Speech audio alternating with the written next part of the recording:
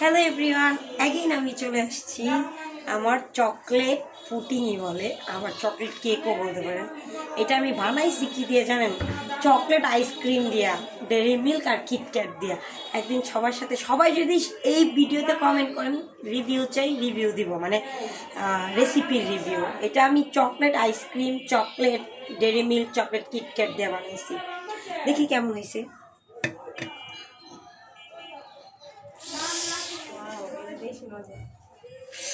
এইটার গ্রান একদম মানে কি বলবো, মানে কিছু বলার নাই আমার। এটা আপনারাই তো দেখতে পারতেছেন, ভিডিওটা ইয়ামি, মানে খেতে অনেক ইয়ামি, অনেক ইয়ামি হবে। মানে এইটা জাস্ট চকলেট আর চকলেট। অনেক মজা।